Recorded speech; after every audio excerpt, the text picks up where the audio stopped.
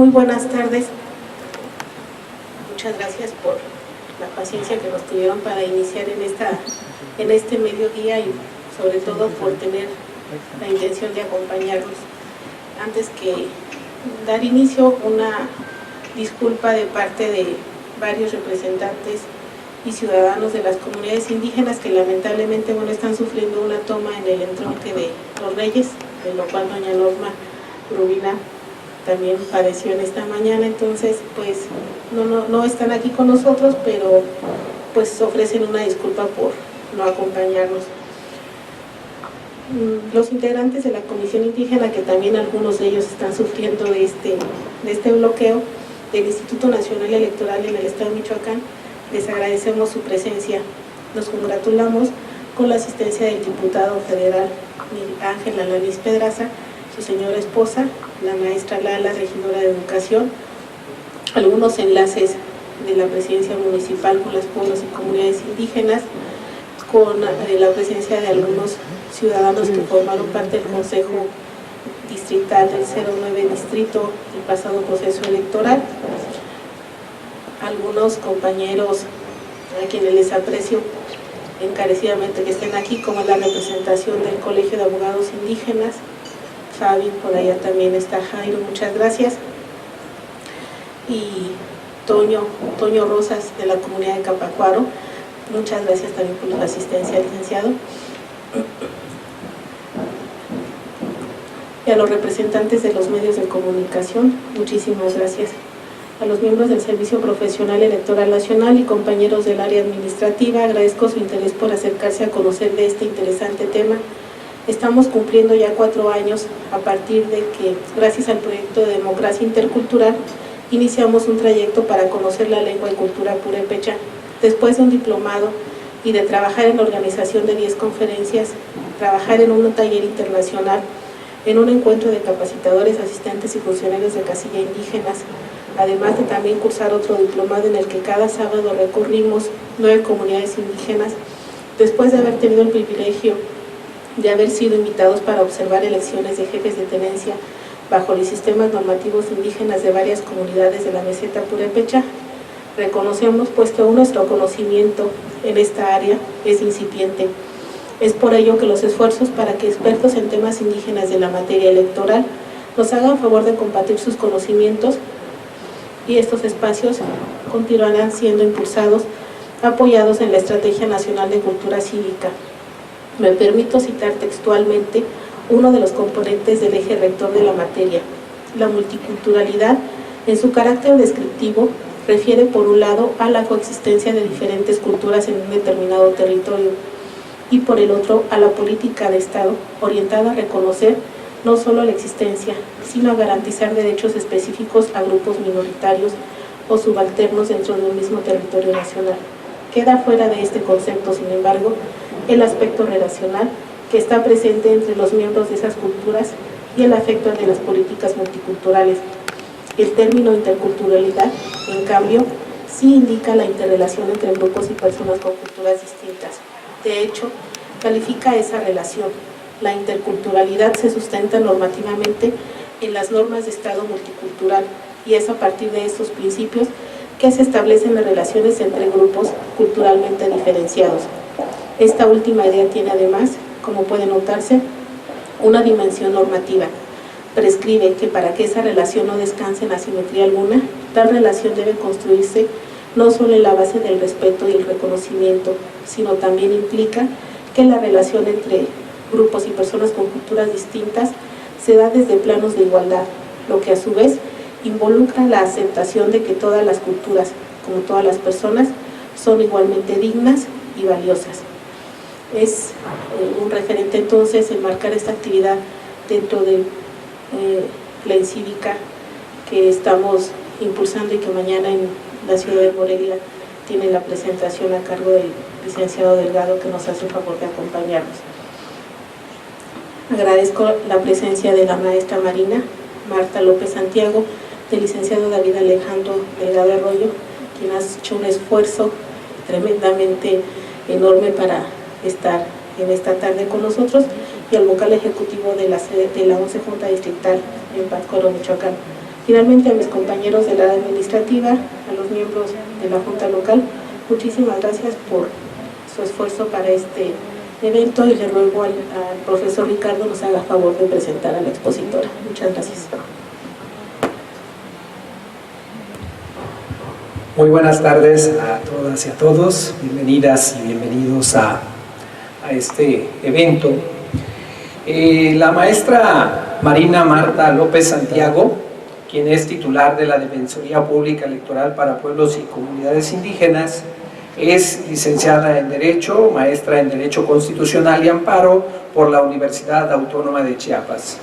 En cuanto a su experiencia laboral, ha desempeñado varios cargos, entre los que destacan instructora de capacitación en materia de derechos humanos, capacitadora electoral en el 4º Distrito Electoral del Instituto Estatal Electoral en Chiapas, consejera electoral suplente del Consejo Local en dicha entidad para los procesos electorales 2011-2012, 2014-2015, oficial administrativo interino en los juzgados 2º y 7º de Distrito en el estado de Chiapas, catedrática de la materia Conceptualización y Fundamentación de la Ciencia en la licenciatura en Derechos Humanos en la Universidad Autónoma de Chiapas, jefa de Departamento de Atención y Apoyo a la Agenda de la Sociedad Civil de la Fiscalía Especial de Protección y Atención a los Organismos No Gubernamentales para la Defensa de los Derechos Humanos, dependiente de la Procuraduría General de Justicia del Estado de Chiapas, defensora pública adscrita a la Subdirección Regional San Cristóbal del Instituto de Defensoría Pública,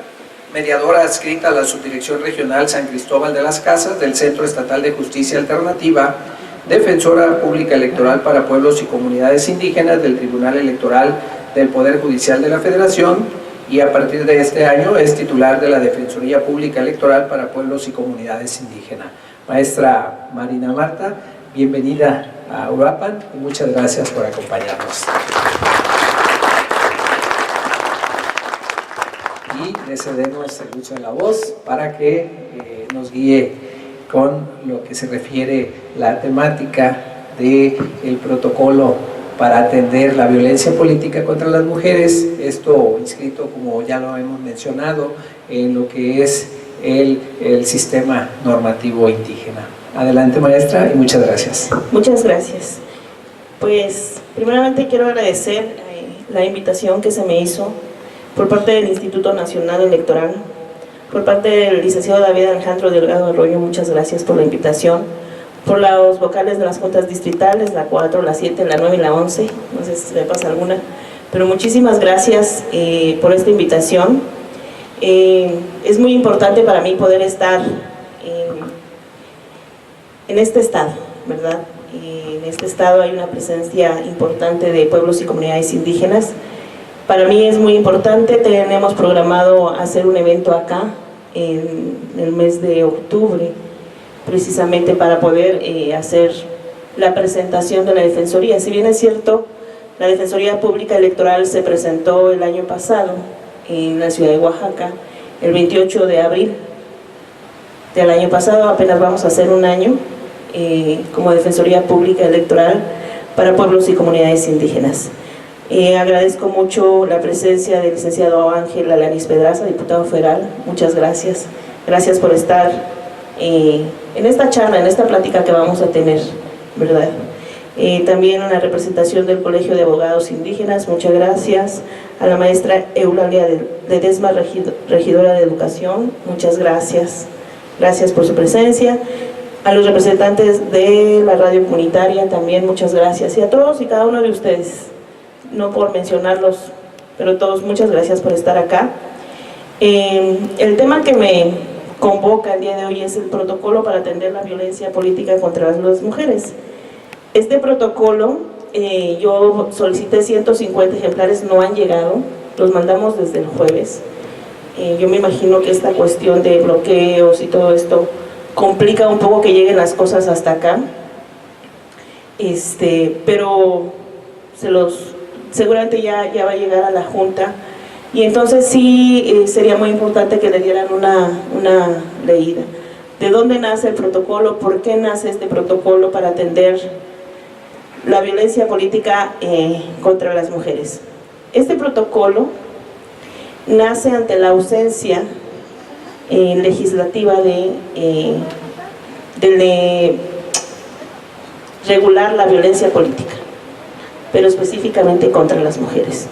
Entonces, al no estar regulado, al no estar legislado, varias instituciones de gobierno se ponen de acuerdo, entre ellos el Tribunal Electoral del Poder Judicial de la Federación, el Instituto Nacional Electoral, la Secretaría de Gobernación, la FEPADE, la Comisión Ejecutiva de Atención a Víctimas, el Instituto Nacional de Mujeres, y se ponen de acuerdo y hacen este protocolo. Este protocolo lo elaboró Marcela Talamas y lo validó todas esas instituciones, ¿verdad?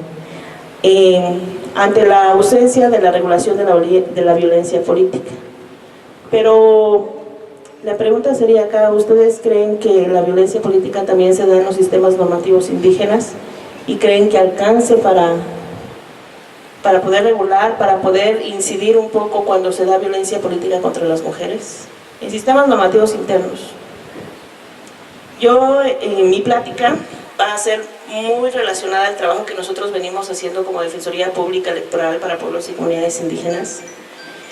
Los objetivos del protocolo para atender la violencia política contra las mujeres es prevenir precisamente que se siga dando esta violencia en contra de las mujeres, sea por sistema de partidos, sea por el sistema normativo interno o el sistema normativo indígena o usos y costumbres.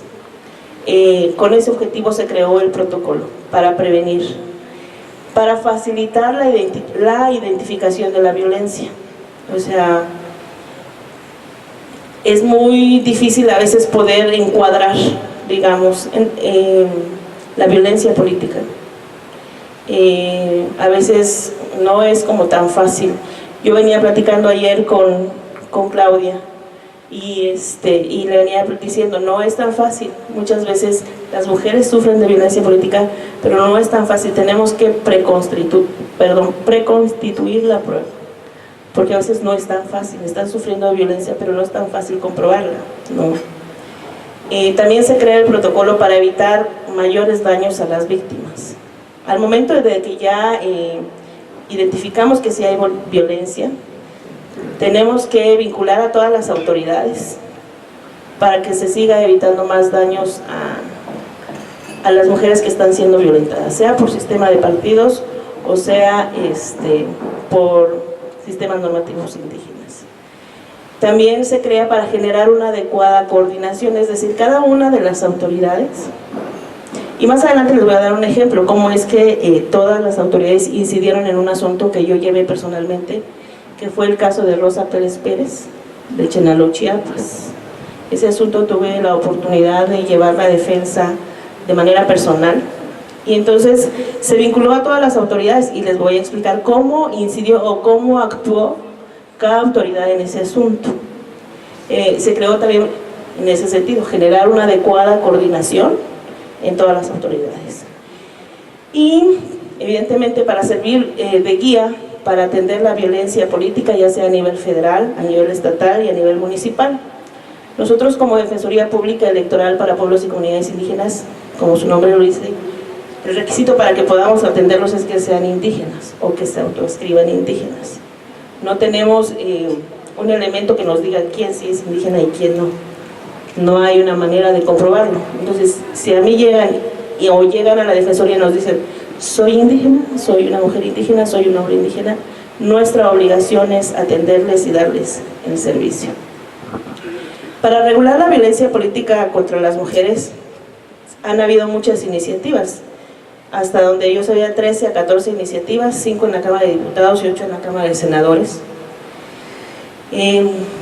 Dentro de todas esas iniciativas, 6 proponían hacer de la violencia política un delito, ¿verdad? Tenemos que 6 estados la conceptualizan la violencia política de género, y 14 estados tienen iniciativas, pero pues no se han aprobado. 12 estados no tienen iniciativas. El 9 de marzo de 2017 en el Senado de la República se aprobó el dictamen de la reforma para prevenir, atender y sancionar la violencia política en razón de género, así como promover y proteger los derechos políticos electorales de las mujeres. Fue aprobado por 90 votos, ahorita se va a la Cámara Baja y esperemos que que en la Cámara de Diputados realmente logre pasar esta reforma que se está proponiendo. ¿Y qué definición le dan en este dictamen, que se aprobó por 90 senadores, a la violencia política en razón de género? Me voy a permitir leerla. Dice: es la acción u omisión que en el ámbito político o público limite, anule o menoscabe el ejercicio efectivo de los derechos político-electorales de una mujer, así como su acceso al pleno ejercicio de su cargo o función del poder público. Esa es la definición que se le está dando. En el protocolo encontramos precisamente los elementos. Si ya tenemos una definición y que hay una propuesta, vamos a tratar de determinar cuáles son los elementos para determinar si hay violencia política en razón de género o no.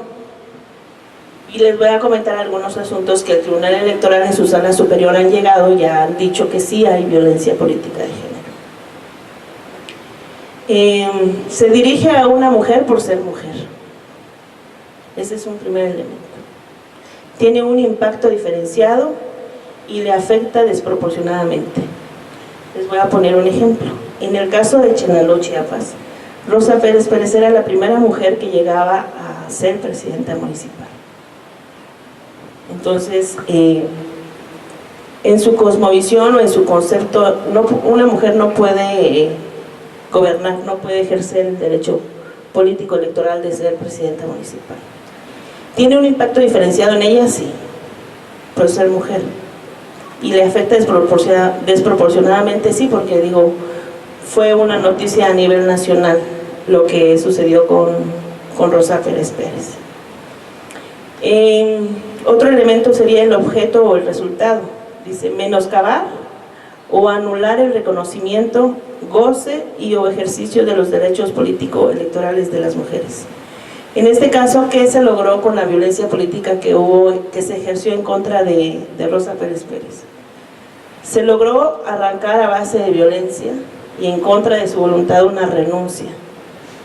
¿Por qué? Porque hubieron elementos externos que hicieron que ella firmara esa renuncia. Secuestraron al presidente del Congreso local y cuando lo tenían secuestrado le dijeron: no lo vamos a soltar hasta que tengamos la renuncia de Rosa Pérez Pérez. Y no solo se llevaron a él, se llevaron a otro diputado y entraron en esta negociación. Y entonces hubieron personas que le pidieron la renuncia a Rosa Pérez Pérez. Le dijeron: ¿sabes qué? Tienes que firmar tu renuncia. Y ella dijo sí. La firmó, pero en contra de su voluntad. No hubo ese elemento importante.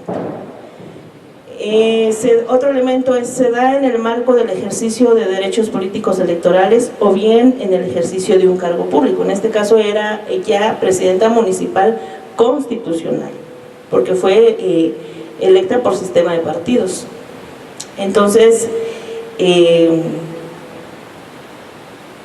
ella no quería que fuera, no querían que ejerciera el cargo de presidenta municipal, para el cual ella ya había sido electa.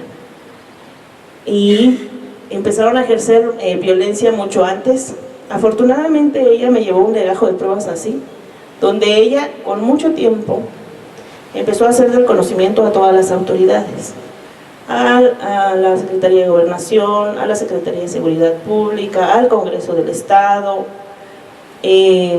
a todas estas autoridades, y era, digamos, cada tercer día hay un brote de violencia, esto está sucediendo, y eso nos sirvió mucho para poder demostrar la violencia de la cual ella venía siendo objeto, ¿no?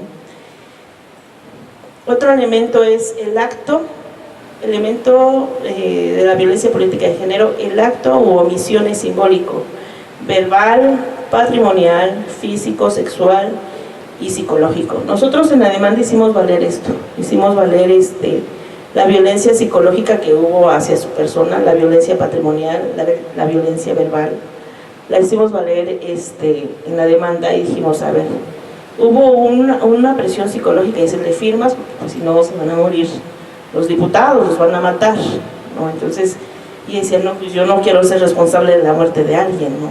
O sea, ok, ¿dónde firmo? Díganme, para que salga esta situación. Otro elemento de violencia política de género es perpetrado por el Estado o sus agentes, por superiores jerárquicos, colegas de trabajo, partidos políticos, representantes de los mismos, medios de comunicación y sus integrantes, un particular y o un grupo de personas. Entonces, en ella se da todo esto. En ella empiezan a ejercer violencia sobre Rosa Pérez Pérez por el síndico municipal. El síndico municipal es el que le dice que cuando entraron ya en funciones, le dice, ¿sabes qué? Mira, yo quiero tanto el salario y yo voy a administrar el recurso. Tú no, porque eres mujer. Tú no puedes ejercer. Rosa Pérez Pérez tiene estudios, es licenciada en Derecho, tiene una maestría. Entonces ella dijo, no, yo sí puedo ejercer. Y puedo manejar la camioneta también, y puedo hacer muchas cosas, y puedo tomar decisiones. Y ella muy aguerrida, ¿no? Y entonces ella, pues, de inicio no se dejó intimidar, pero cuando ya empieza toda esta ola de violencia, en abril, antes de que sucediera lo del evento del secuestro de los diputados, fueron y tomaron la gente contraria a ella, el Congreso del Estado. Y hubo un enfrentamiento muy fuerte entre los policías ministeriales y la gente de Chenaló que apoyaba al síndico municipal. Entonces, hubieron muchos heridos, muchos destrozos, pero esa situación no se pudo contener. Y entonces fue creciendo esta situación. Entonces, si nos damos cuenta, estos elementos nos ayudan y vienen en el protocolo. Por eso yo quería que los protocolos estuvieran acá, para que pudiéramos irlos identificando todos. Se dieron en el caso de Rosa Pérez Pérez. Pero como este caso, tenemos varios. Estamos llevando 16 asuntos de regidoras y síndicas en Chiapas que son violentadas, que no les dejan ejercer su derecho político electoral de ejercer el cargo para el cual fueron electas, de ser votadas en su vertiente de ejercicio y desempeño del cargo. Vino el proceso electoral en Oaxaca, y ahí tenemos síndicas, presidentas municipales, regidoras, que no se les deja ejercer el cargo. Oaxaca es un estado muy especial, tiene 570 municipios, 417 se rigen por sistemas normativos internos o indígenas, y es una situación bien compleja, porque cada municipio es distinto a su manera de elegir a sus autoridades, de manera de elegir a su ayuntamiento. Pero tenemos una característica: los asuntos que estamos llevando es de los sistemas de partidos, de la minoría de los municipios que es por sistemas de partidos. Tenemos cuando menos a 3 presidentas municipales, Pinotepa Nacional, es una de ellas, Irma Aguilar Raimundo. Tenemos a Samantha, que es de San Juan Bautista, lo de Soto. Ayer ganamos ese asunto. Estoy muy contenta porque sí, ya se pronunció el Tribunal Electoral Local, lo tipificó como violencia política de género, manda a restituirla al cargo y se pronunció respecto de las medidas cautelares que pedimos. En la violencia política de género han llegado varios asuntos hasta la superior. Tenemos el caso de Rosa Pérez Pérez, que lo llevó la Defensoría Pública Electoral, fueron de los primeros asuntos que llevamos como Defensoría. También tenemos el asunto de Agustina Castellano Zaragoza y de María Gloria de Orchuk. También nosotros llevamos el asunto, y de las regidoras de Orchuk. Se acumularon esos 2 expedientes. La Sala Superior se ha pronunciado respecto a órdenes de protección con Rosa Pérez Pérez y Felicitas Muñiz. Felicitas Muñiz es la presidenta municipal de Mártir de Cuilapan, de Guerrero. Cuando a mí me dan el asunto, me dice la magistrada Yanina, ahorita presidenta del Tribunal Electoral, me dice, ¿sabes qué? Te voy a dar el asunto de Rosa Pérez Pérez. 1, porque eres chiapaneca, y 2, porque creo que es un asunto muy importante y pasa a ser una buena demanda. Y no vamos a algo, nosotros solicitamos medidas cautelares para Rosa Pérez Pérez, y es ahí donde nosotros, basados en el protocolo, dijimos, bueno, ya está el protocolo, ¿Cómo lo vamos a hacer? Nos metimos a estudiar el protocolo precisamente ante la ausencia de legislación de la violencia política de género, y se vinculó a todas las autoridades, a todas. Y entonces convocaron a Rosa para ir a una reunión donde iban a estar todas las autoridades. Y en esa ocasión tuve la oportunidad de asistir como su representante. Y entonces, pues estábamos ante algo nuevo. Nunca antes se había convocado a una reunión donde llegaran tantas instituciones federales y estatales. Salió un acuerdo de sala y dijo, a ver, te vinculo, Instituto, Secretaría de Gobernación, te vinculo Fiscalía Especializada para la Atención de Delitos Electorales, te vinculo Comisión Ejecutiva de Atención a Víctimas, te vinculo Instituto Nacional de Mujeres, y llegamos representantes de todas las autoridades. Y estábamos ahí, yo me recuerdo, fue en Chiapas. Y entonces cada una de las autoridades dijo, bueno, ¿yo qué cosa puedo hacer? La FEPADE dijo, bueno, yo necesito que haya una denuncia o querella. La Comisión Ejecutiva de Atención a Víctimas le ofreció atención psicológica, un análisis socioeconómico. A nivel estatal le dieron elementos de seguridad para protegerla, porque dentro de los argumentos que dimos es que pues se temía por su vida, por sus hijos. Rosa Pérez Pérez tiene 6 hijos. Entonces, pues ella decía, mis hijos, el más grande tiene 14 y el más chiquito 6, 5 años, entonces sí es muy peligroso para mí. El INMujeres dijo, bueno, nosotros vamos a resaltar, los vamos a pronunciar a favor del caso de Rosa Pérez Pérez. Y la Secretaría de Gobernación en el área de Derechos Humanos dijo, nosotros vamos a hacer un análisis de riesgo para ver qué es lo que ella necesita para que esté realmente protegida, ¿no? Y fue una reunión donde buscamos áreas de oportunidad como instituciones.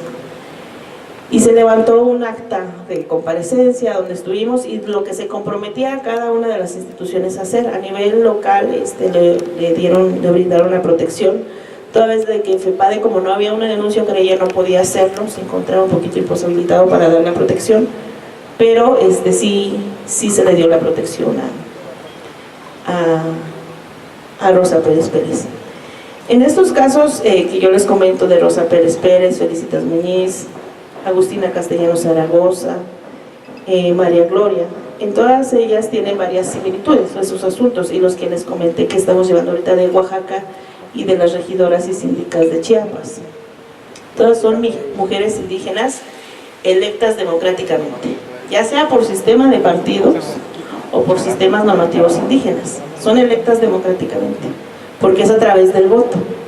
Aunque sea a través de una asamblea general comunitaria, es a través del voto. Entonces, son electas democráticamente. En algunos casos tienen un sistema mixto, como en el caso de Rosa Pérez Pérez. Es bien curioso, Chiapas tiene esa característica. Eligen primero por asamblea, digamos el partido, cualquier partido, no me voy a meter en nombres de partidos. Y dicen, bueno, ellos son los candidatos de este partido, y los convocan a asamblea, ¿no? Y entonces dicen, bueno, ¿quiénes votan por Claudia? ¿Quiénes votan por Marina? ¿Quiénes votan por David? ¿No? Y se votan a mano alzada, y de ahí sale el candidato. Entonces es mixto, porque ahí es a través de asamblea, ¿no? De ahí ya se van por partidos a las urnas, ¿no? Todas ellas fueron destituidas de sus puestos por medio de violencia. En el caso de María Gloria no se tipificó la violencia política de género. Yo les comentaba el día de ayer aquí a Claudia, que en el caso de María Gloria de Oshchú, ella ya había sido presidenta municipal 2 veces antes, y también su esposo. Entonces la comunidad estaba bastante molesta, ¿no? De que salía ella, entraba el esposo, salía el esposo, entraba ella. Entonces el contexto sí fue violento, porque fue violento, pero el contexto es muy distinto, porque pues ella ya había sido presidenta municipal. Entonces no se da por razón de género, pero sí se da la violencia política, porque hay un instrumento constitucional para poder destituir a las autoridades. Entonces, ¿qué fue lo que argumentamos nosotros en la demanda como Defensoría Pública Electoral para Pueblos y Comunidades Indígenas? Que se dio la violencia política porque se arrancó de ser presidenta municipal a través de violencia, quemaron camiones, bloquearon carreteras.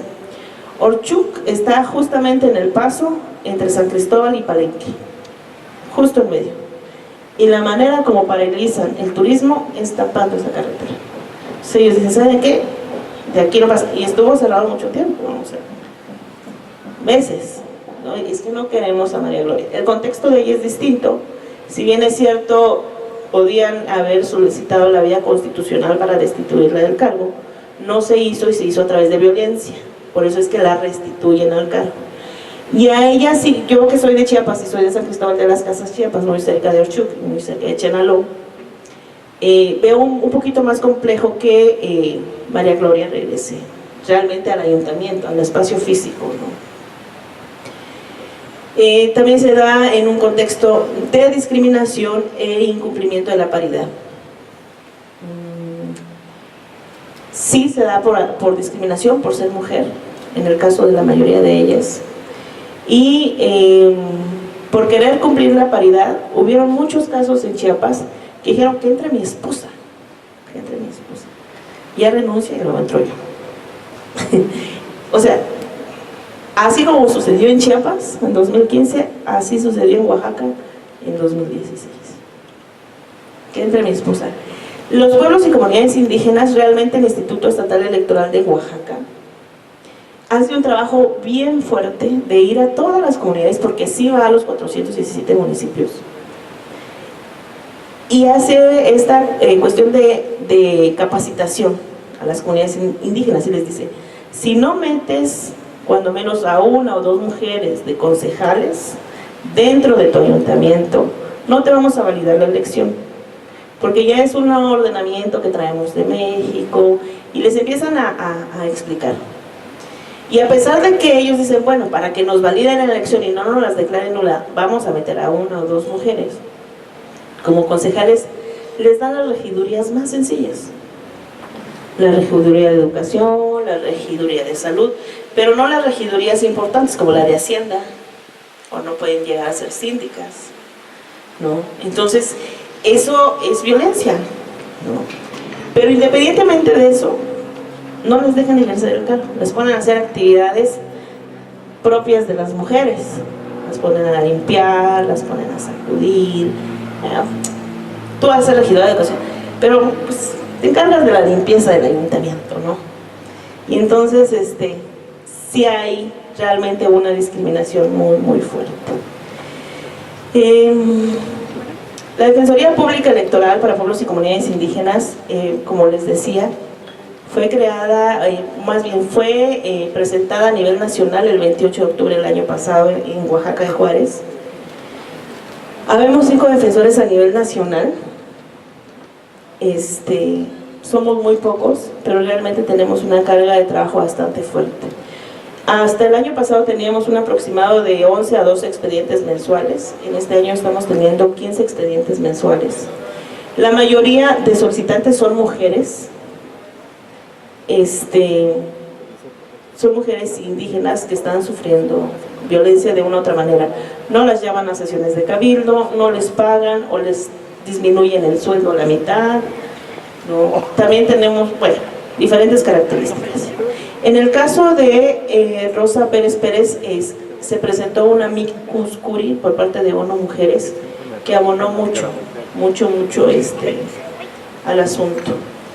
El expediente de Rosa Pérez Pérez, por si alguien quiere tomar nota y quiere consultar la sentencia y ver cómo salió, es el sub-JS 1654-2016.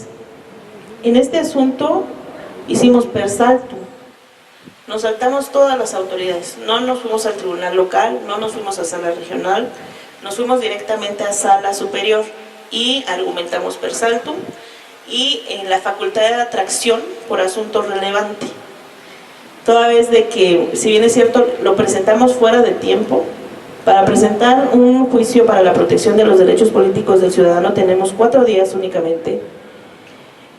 En este caso se pasaron más días y entonces dijimos que por la importancia, ¿no?, que había, y argumentamos que hubo una omisión legislativa y le buscamos la manera para poder entrarle. Afortunadamente nos compraron el argumento y lo atrajo a la Sala Superior el asunto. Tengo una foto con Rosa Pérez Pérez, pero bueno, no creo que se pueda proyectar ahorita. ¿Cuáles fueron los resolutivos del asunto de Chenaló, Chiapas? Fue restituir a Rosa Pérez Pérez como presidenta municipal. Nosotros nos fuimos en contra del decreto donde la destituían a ella y hacían presidente municipal sustituto del síndico. Que se revocara ese decreto. El Congreso, con apoyo del Instituto Local, con apoyo del Gobierno del Estado, tendría que ver la manera de reincorporar a Rosa Pérez Pérez como presidenta municipal. Las autoridades competentes deben resguardar el orden público en el municipio y las autoridades competentes deben asegurar el cumplimiento. Algo que también pedimos de la sentencia es que se tradujera a la lengua tzotzil, para que se hiciera pública en todo el municipio, porque allá la mayoría son bilingües, pero también hay mucha gente, más las gentes grandes solo hablan tzotzil. Entonces que se publicara, eso se vinculó al Instituto Electoral Local para que se hiciera eso. La sentencia salió el 16 de agosto de 2016 y no pudo entrar Rosa Pérez Pérez hasta hace algunas semanas.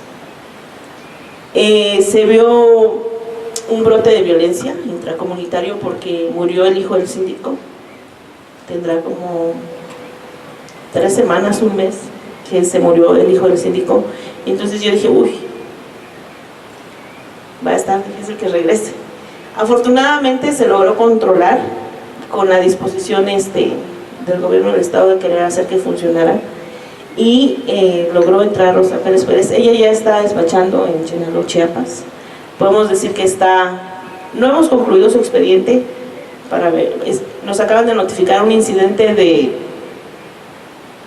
que no se puede ejecutar la sentencia que promovió el síndico.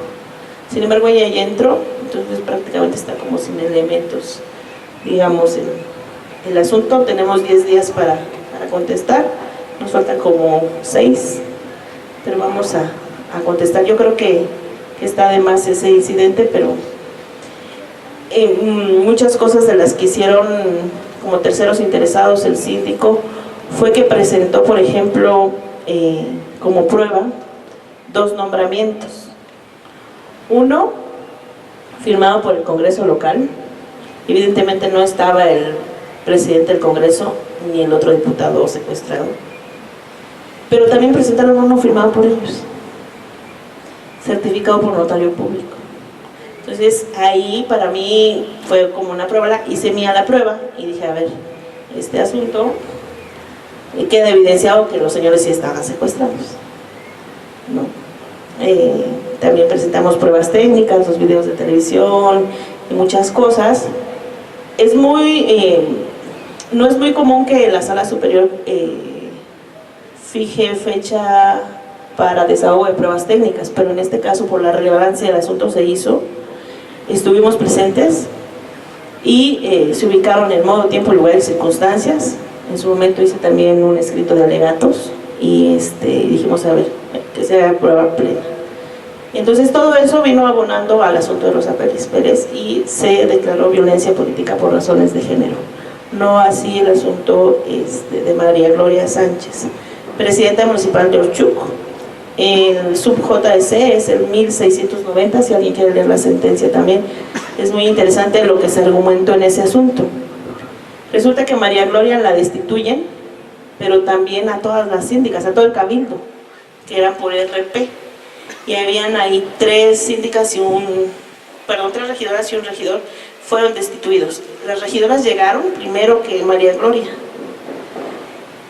Entonces, después cuando ya María Gloria solicita nuestros servicios, la atendimos y solicitamos que se acumulara y se pronunciara la sala superior también. En ese caso de María Gloria, también se mandó a restituir, pero no se calificó violencia política de género. Se mandó a restituir porque la manera como la destituyeron fue a través de la violencia y que tenían que haber seguido el procedimiento constitucional para poder destituir.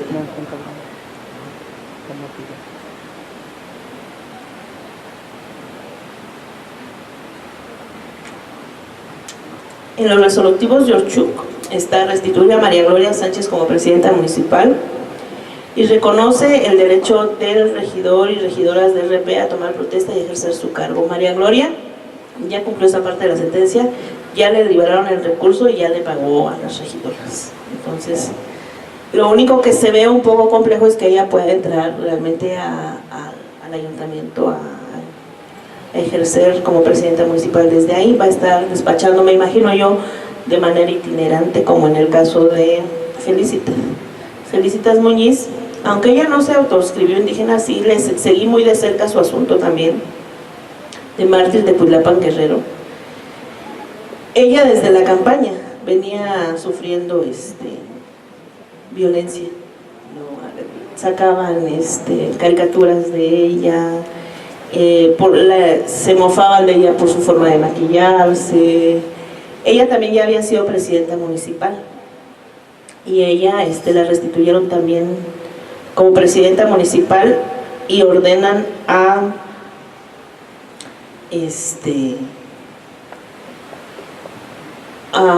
gobierno del estado que pueda ejercer realmente. Ella ejercía de manera itinerante, pero no podía entrar a la comunidad porque la cabecera municipal, a ella sí le balacearon su casa, le quemaron, o sea, fue un asunto muy, muy de cerca que también estuve siguiendo, aunque no lo llevamos, pero sí estuve viéndolo. Tenemos un caso que es como de los muchos por sistemas normativos internos. Tenemos el caso de la agenta municipal Agustina Zaragoza Castellanos. Agustina Zaragoza Castellanos fue electa por Asamblea General Comunitaria en su agencia San Felipe Sigualtepec, municipio de San Juan Cotzocón.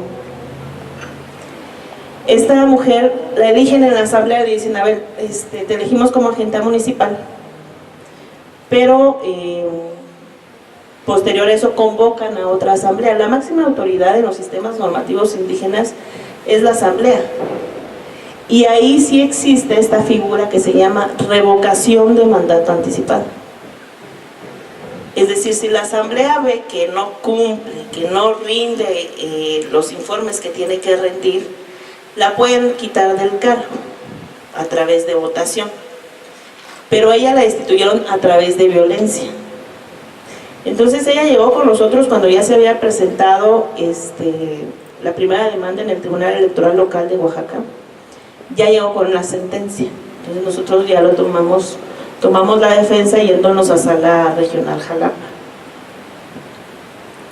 Y entonces en Sala Regional Jalapa perdimos el asunto, nos dijeron no, sí le dieron su derecho de audiencia. Resulta que a ella la mandan a llamar y le dicen: ¿sabes qué?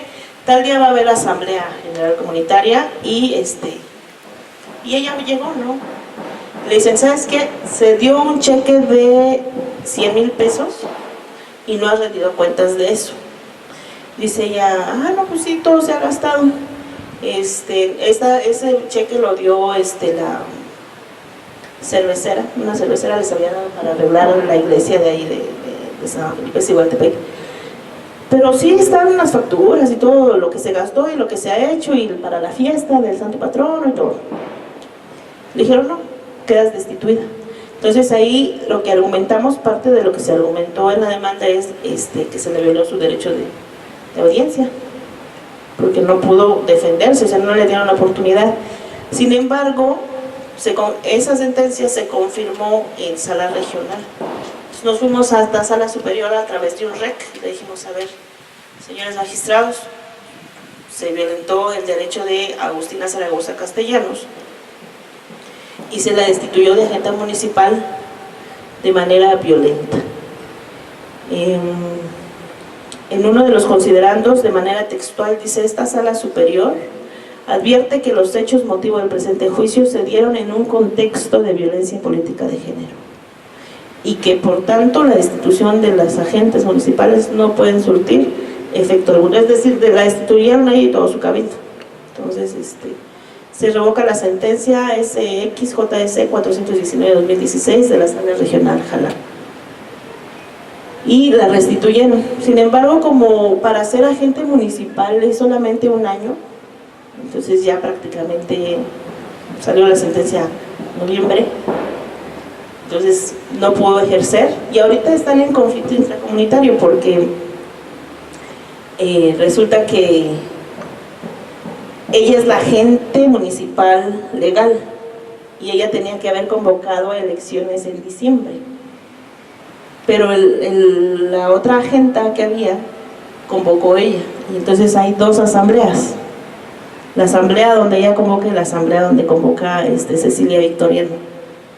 Entonces ahorita estamos en litigio y se da, es muy común, pero ese asunto sí quería yo mencionarlo y destacarlo, sobre todo por el tema que nos convoca hoy, que es el protocolo de violencia política ante los sistemas normativos indígenas. Realmente sí se puede comprobar, se necesita de una buena estrategia, se necesita de querer hacerlo. En Oaxaca existe unos lineamientos de mediación electoral. No todos los asuntos nosotros los llevamos a litigio. Primero, agotamos la mediación electoral. Primero que nada, lo primero que solicitamos nosotros al Instituto Estatal Electoral de Oaxaca es que se lleve mediación, que convoque a la asamblea, que convoque a las personas con las que hay conflicto, que se sienten en una mesa, que dialoguen y platiquen. Cuando ya definitivamente no se puede mediar, es que ya nos vamos al juicio local, al juicio ciudadano local. En Oaxaca hay dos tipos de juicios, que es el JDCI y el JNI, que son por sistemas normativos internos. Es muy interesante porque ellos lo tienen bien regulado y tienen bien estructurada esta cuestión de sistemas, evidentemente por tantos municipios que hay, que son 417 que se rigen por sistemas normativos internos. Y así como estos asuntos nos llegan muchos en la Defensoría, ahorita nos están llegando algunos asuntos por recursos económicos, como Pichata. Nos están llegando varios asuntos que quieren que se les llegue el recurso de manera directa. Nos están llegando varios asuntos de justicia intrapartidaria y el rezago que traemos de ejercicio y desempeño del cargo de mujeres electas, ¿no? Atendemos tanto a hombres como a mujeres, pero los asuntos que más nos llegan son de mujeres. Volviendo al protocolo, si nosotros, espero que lleguen antes de que yo termine, pero si nosotros leemos detenidamente aquí vamos a encontrar muchos casos, muchos casos donde las mujeres han sufrido violencia política por razones de género, donde hacen anuncios y les dicen a las mujeres como las escopetas, cargadas y detrás de la puerta. Cosas tan denigrantes como esas, ¿no? Violencia verbal, psicológica, emocional, laboral,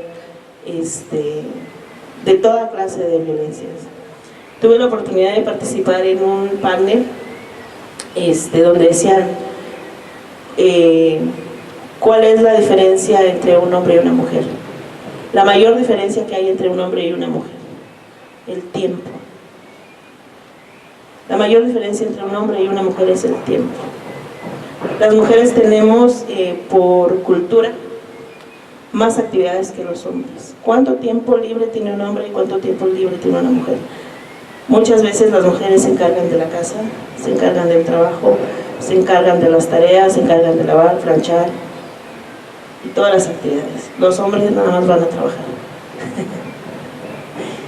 Tienen más tiempo, entonces ellos tienen la oportunidad de poder ejercer, de poder ir y ser candidatos, e ir y estar en la política y de ir. Y entonces decían que la mujer, por estereotipo, tiene menos tiempo. Se hizo un análisis del tiempo que tienen los hombres y mujeres que trabajan libre. Los hombres tienen 14 horas a la semana libres, 16 horas. La mujer tiene 3 a 4 horas libres. En general, haciendo una estadística en general, ¿no? Y hablaban de que cuando una mujer trabaja, ¿quién llega a sustituir el trabajo de la casa? Otra mujer. Otra mujer llega a sustituir el trabajo. Entonces, tenemos esta cuestión de estereotipos. Y las mujeres tenemos menos tiempo para poder ejercer un cargo de dirección, ejercer un cargo político, ¿no? Pero bueno, se los dejo ahí nada más como un pensamiento, porque me llamó mucho la atención lo que decían, el tiempo. El tiempo es muy importante para poder. De paso, quiero decirles que los servicios que presta la Defensoría Pública Electoral para pueblos y comunidades indígenas son totalmente gratuitos. Tenemos 2 servicios que nosotros prestamos, es la asesoría y la defensa.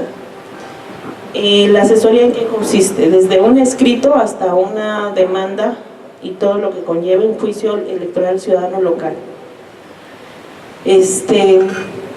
¿Por qué le decimos asesoría ahí y no defensa? Porque no podemos representarlos. Nuestro acuerdo de creación nos prohíbe poder representar a los pueblos y comunidades indígenas. Entonces, para no dejarlos en un vacío y en un estado de indefensión cuando nos llega un asunto, llevamos la demanda, sí, la hacemos, sí, contestamos los requerimientos, sí, pero por su propio derecho lo hacen las personas. Cuando llegamos a sala regional, ya sea cualquiera de las 5 circunscripciones que hay, Jalapa, Monterrey, Guadalajara, Estado de México, Ciudad de México, ahí ya entramos como defensa. Ellos nos otorgan la representación, las comunidades o el solicitante, y atendemos ya de manera directa. Podemos firmar en nombre de ellos, pero siempre tenemos la obligación como defensoría de informarles cómo va su asunto, qué está pasando, qué vamos a hacer, y no hacer nada sin el consentimiento de los solicitantes, de la solicitante, del solicitante, para poder actuar. Ya dije que los servicios son gratuitos. Actualmente, como les comentaba, llevamos varios asuntos, y uno de ellos que es muy complejo y que llegó desde agosto con nosotros, es el de Irma Aguilar Raimundo, presidenta municipal de Pinotepa Nacional, Oaxaca. Ella es una mujer mije, habla muy poco español, y pues la usaron para cumplir la paridad de género. Entonces, Gobierno del Estado, la Secretaría General de Gobierno ya la acreditó, le dio sus credenciales, le dijo: él es la presidenta municipal, le da el recurso, pero quien maneja todo el dinero es el síndico municipal, ¿no? Nada más le llega y le dice: ¿sabes qué? Fírmame este cheque por tanto, fírmame. Y entonces es muy difícil comprobar la violencia política de la que está sufriendo ella, de la que está siendo objeto. Entonces estamos preconstituyendo la prueba para poder entrar al asunto y poder hacer una buena defensa, porque pues, si no nos van a decir: ¿cómo me compruebas que sí realmente está sufriendo? Ella llegaba llorando a la defensoría y nos decía: es que no sé si quiero seguir porque ya me dijo que me va a matar el síndico, y no sé si quiera yo seguir en este asunto, entonces tengo miedo. Afortunadamente nos coordinamos con varias instituciones. En ese momento era el Instituto de la Mujer Oaxaqueña, ahorita ya es Secretaría de la Mujer,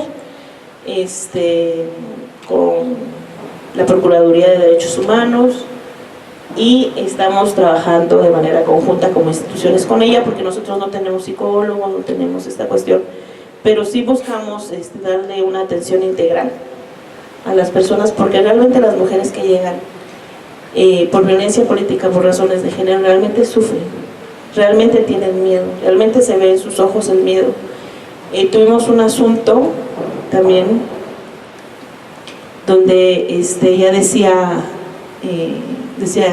ya no le voy a seguir, voy a renunciar. De hecho renunció como regidora, estaba electa para ser síndica, pero renunció porque le dijeron: vas a ser regidora, te vamos a poner al 6.º lugar, estás en el 2.º pero te vas al 6.º. Entonces renunció y dijo, realmente pues prefiero la vida de mis hijos. Y cuando ya es una situación así, pues tampoco podemos obligarlas a que peleen, porque pues ellas ponderan la situación y ellas nos decían, es que hay influencia de muchas cosas, el presidente municipal está metido en el narco, no, ya no quiero más problemas. Entonces ella se fue y renunció, fue una de las pocas que se ha ido, ¿no? Y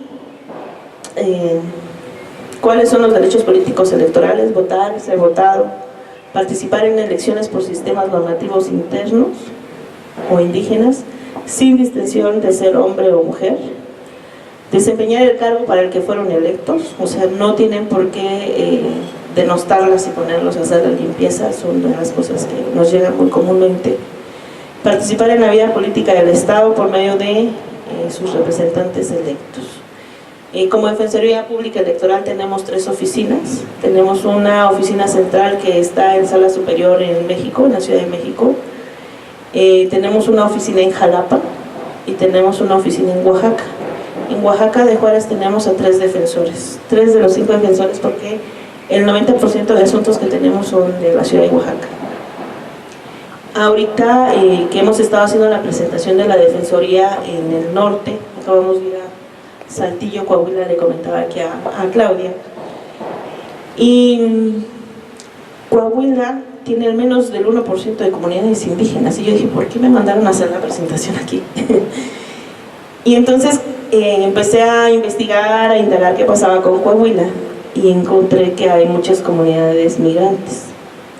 Y en las comunidades migrantes indígenas son a las que nosotros invitamos a mazahuas, huirráricas, tenec o huastecos, mijes, zapotecos, celtales, tzotziltes. Pero hay 2 comunidades que, si bien es cierto no son originarias, son 2 comunidades que llegaron a radicar en Musquis, Coahuila, a mediados del siglo XIX, y son los Kikapú y los Mascogos. Los Mascogos son afromexicanos y los Kikapú son una tribu indígena que pues es muy complejo, porque ellos sí son binacionales, tienen la nacionalidad estadounidense y la nacionalidad mexicana. Ellos tienen un casino en Texas, el Eagle Pass, y tuvimos la oportunidad de que hubieran representantes de ellos en el evento que tuvimos de la presentación de la Defensoría. Quieren los servicios de la Defensoría, vamos a tratar de atender el asunto que ellos nos están planteando, pero ellos nos decían, es que en Estados Unidos nosotros no tenemos problema con nuestra identidad, tenemos un territorio, y en ese territorio realmente sí nos autogobernamos y ahí nuestras autoridades, pero acá en México no tenemos el derecho a la identidad. Entonces ese asunto va a estar muy interesante que va a tomar la Defensoría Pública Electoral. Y tienen sus autoridades religiosas y tienen sus autoridades que ellos eligen. Entonces va a estar muy interesante ese asunto. Esperemos que lo ganemos, porque no hay precedente, pero como Defensoría estamos comprometidos con los pueblos y comunidades indígenas. La violencia política contra las mujeres se da. Tenemos tanto en sistemas de partidos como en sistemas normativos internos, y tenemos que coordinarnos como instituciones para evitar que siga dándose ese fenómeno como se sigue dando. Hay muchas cosas que nosotros no sabemos, no estamos en las asambleas, no llegamos a las asambleas, pero dentro de las asambleas, incluso yo no sé acá, pero hay agencias municipales en Oaxaca, en Chiapas, en Guerrero, que no dejan votar a las mujeres para elección de sus autoridades tradicionales, digamos, que pueden ser los agentes municipales, que pueden ser, aquí son jefes delegacionales, ¿verdad? ¿Son jefes? Jefes de tenencia. Ahí las mujeres hay que dejarlas votar. También en Nayarit, en Jalisco, nos plantearon el mismo problema. no se deja votar a las mujeres en las asambleas generales comunitarias. Y es ahí donde se tiene que empezar a hacer un trabajo de conciencia y de base para las autoridades municipales, para las autoridades tradicionales, para que se empiece a dejar votar a las mujeres en las asambleas generales comunitarias, donde es de participación ciudadana y las mujeres tienen el derecho de votar y por qué no llegar a ser jefes delegacionales, jefes de tenencia, ser agentes municipales, llegar a ser gobernadores, por ejemplo, en el norte, así les llaman a sus autoridades tradicionales. Entonces, si bien es cierto el derecho de autogobierno y de autodeterminación está regulado en el artículo 2 constitucional, también es cierto de que debe ser con equidad, también es cierto que debe ser respetando la paridad, respetando el derecho de las mujeres para que puedan acceder a un cargo ya sea tradicional o constitucional o a través de sistemas normativos internos. Y quiero dejar un tiempo a preguntas, si hay alguna duda de todo lo que yo dije o algo que difieran conmigo, pues con toda confianza estamos abiertos a la diferencia. Gracias. Muchas gracias, maestra. Antes de comenzar con el espacio para preguntas y respuestas, que como sería, pues vamos a abrir el espacio para las preguntas y respuestas, que va a ser moderado por el profesor Ricardo. Muchas gracias.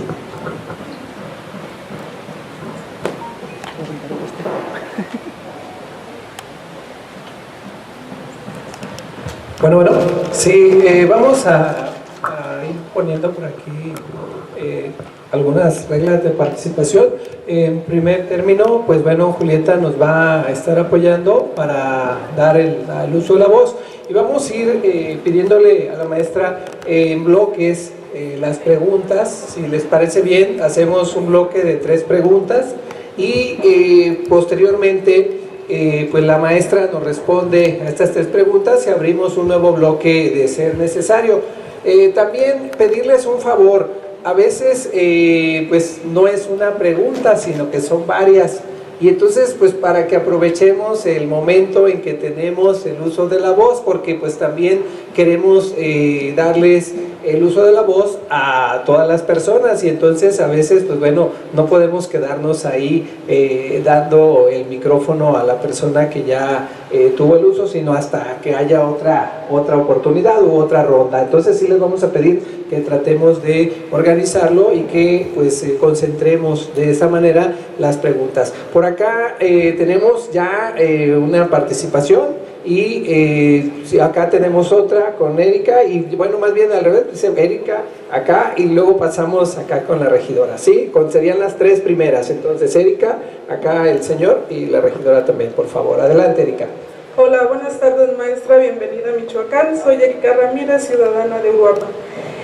Mi pregunta es la siguiente: ¿será posible que puedan coexistir el sistema normativo indígena y el sistema de partidos? Gracias. Bien, pasamos por favor el uso de la voz. Acá de este lado ya va por ahí el micrófono, aquí con Julieta nos va a apoyar. Muchas gracias.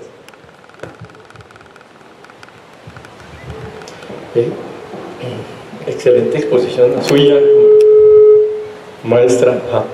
Mi nombre es Eduardo Rodríguez y hay 2 cargos muy conflictivos en nuestra comunidad purépecha. Una es cuando se elige el delegado, el jefe de tenencia del pueblo, ¿verdad? De la tenencia, pues claro. Y la otra es el cargo tradicional del jefe de la comunidad indígena. ¿Ve? Entonces, en el municipio de Uruapan, por ejemplo, tenemos 10 comunidades indígenas, ¿sí?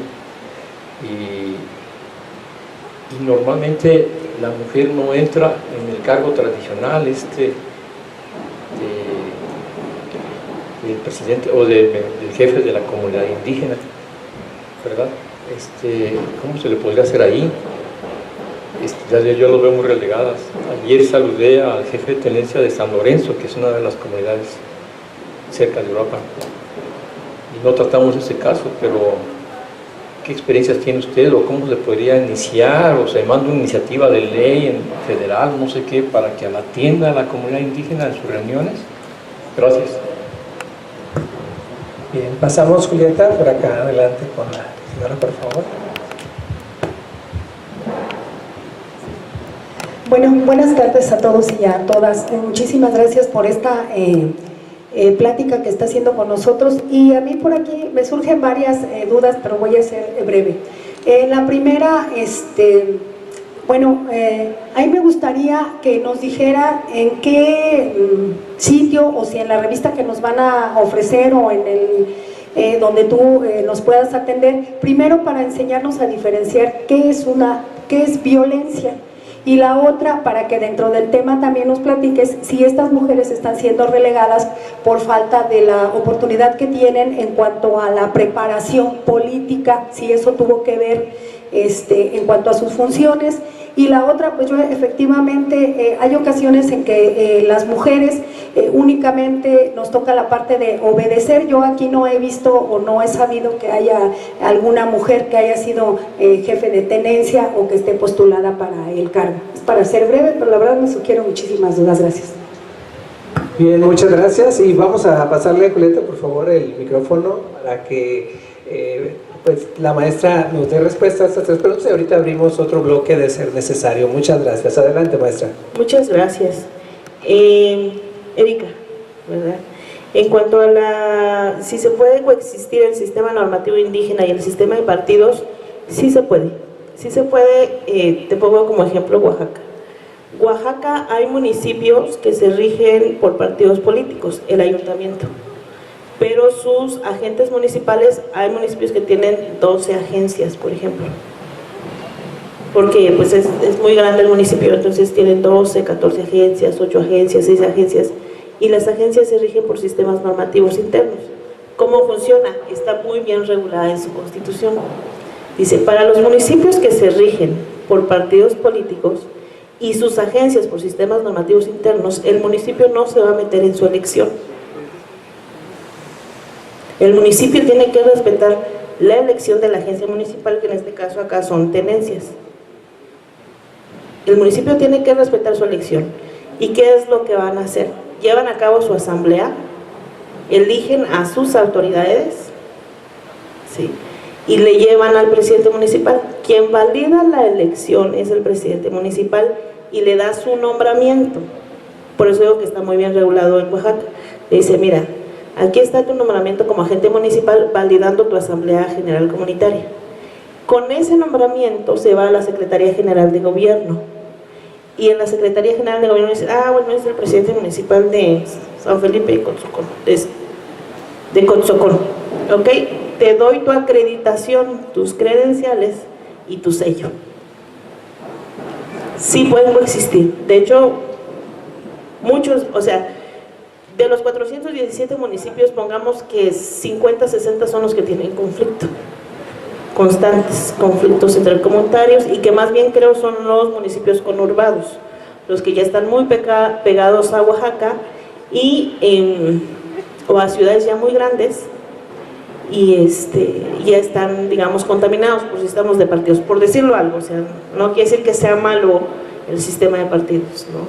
Pero sí pueden coexistir. De hecho, en Oaxaca, pero está muy bien regulado en la Constitución local y en la Ley Orgánica Municipal, ¿sí? Ahí el instituto ni siquiera se mete. El Instituto Estatal Electoral y de Participación Ciudadana de Oaxaca no se mete. ¿Cuándo es cuando ya se mete? Cuando lo vincula a un tribunal. Cuando le dice, a ver, instituto, mira, esta agencia tiene problema con su ayuntamiento. Toman las riendas, ve a ver qué está pasando, capacita, lleva mediación electoral. Mientras tanto, no se mete, pero sí puede coexistir.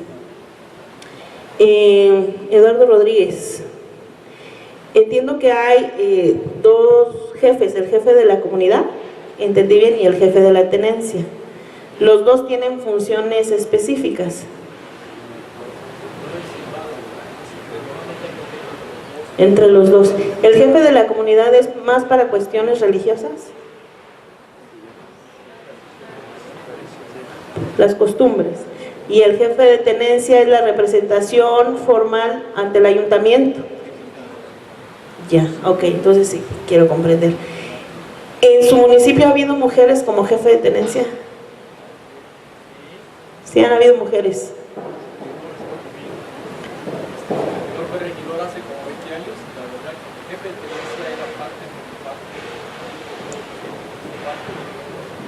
Ya, ese es el punto. El punto es de que mujeres deberían de poder acceder a ser jefes de tenencia, de poder llevar el recurso, porque me imagino que es esta cuestión administrativa del recurso que le da el municipio al jefe de tenencia, decir, bueno, esto es para tu tenencia, para la luz, para lo que necesite, el ramo 28, el ramo 33, algo así me imagino que debe ser. Ahí es donde las mujeres deberían de poder acceder al cargo, a eso me refería yo. La mujer no es que no sea capaz, creo que no se le da la oportunidad. No sé si acá para poder llegar a ser jefe de tenencia tengan que cumplir algún sistema de cargos, por ejemplo. En Oaxaca se estila, para poder llegar a ser presidente municipal, antes tuviste que haber sido síndico, y antes de síndico, regidor, y antes de regidor, topil, y antes de topil, presidente del comité de educación, y antes de eso, del agua, de las sillas. Hay un comité de sillas en el Tule, ¿eh? Entonces, si no tienen que cumplir ese sistema de cargos, es más fácil, porque ahí las mujeres, por ejemplo, dicen, es que yo no voy a ir a ser topil. Entonces, lo que ha dicho la Sala Superior respecto de eso es, hay que hacer una equivalencia. Si ya estuvo en el comité del agua, en el comité de educación, en el comité de salud, ya estuvo como diácono ahí en la iglesia, pues ya pues tiene un sistema de cargos.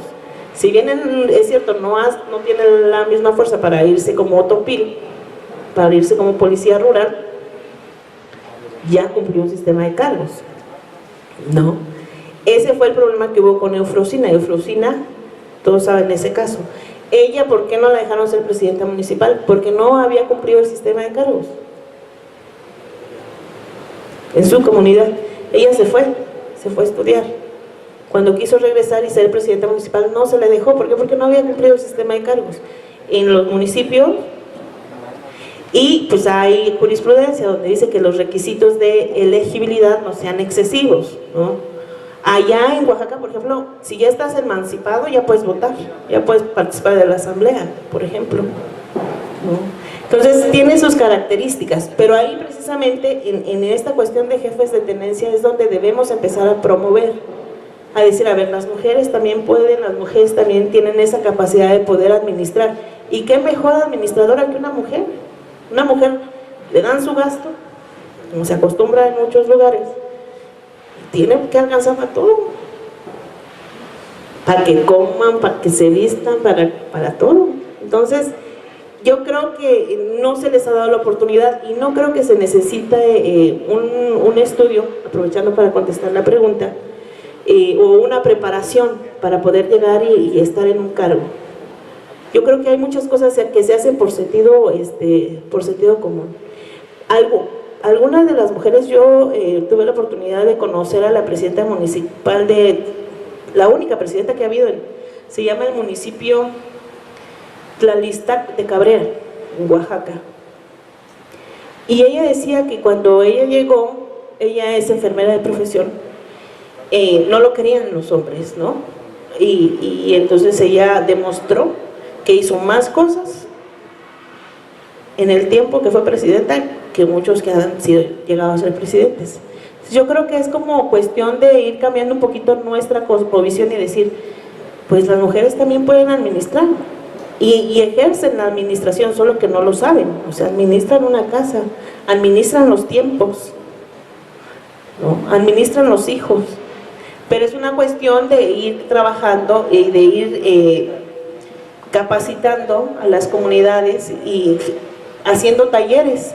Allá en Oaxaca, por ejemplo, nosotros nos piden mucho que vayamos a las comunidades, que vayamos a las agencias a hablar de los derechos políticos electorales de las mujeres. La mujer a muchas veces le es difícil por su cosmovisión, va a ser mal vista. No sé si leyeron en las noticias, y ayer le decía yo aquí a Claudia, de una mujer de San Martín Peras, que la latillaron en la asamblea. Esta mujer dijo, bueno, yo quiero participar en la asamblea, quiero poder ser votada. Y entonces la mandó a llamar el presidente municipal y mandaron a llamar al abuelito.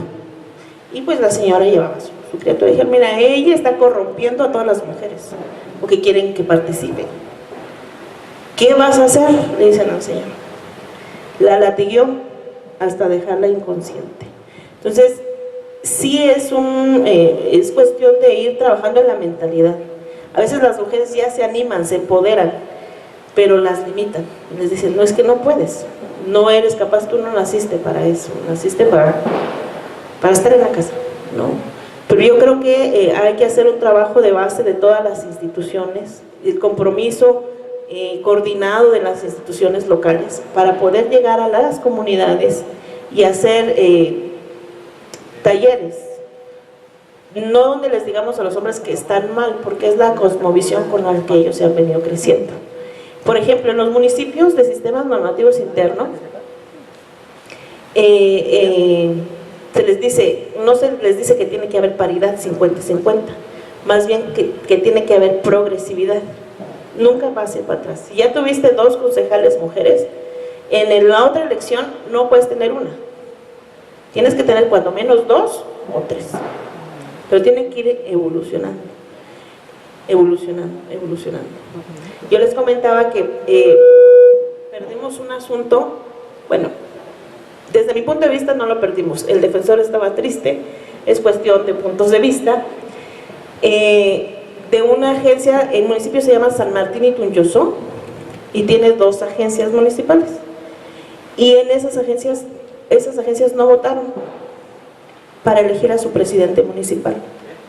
Y entonces nosotros nos fuimos por los agravios de la universalidad del sufragio. Y nos dijimos, bueno, se me está reglamenando mi derecho de votar y ser votado porque no me dejan votar para elegir a mi presidente municipal.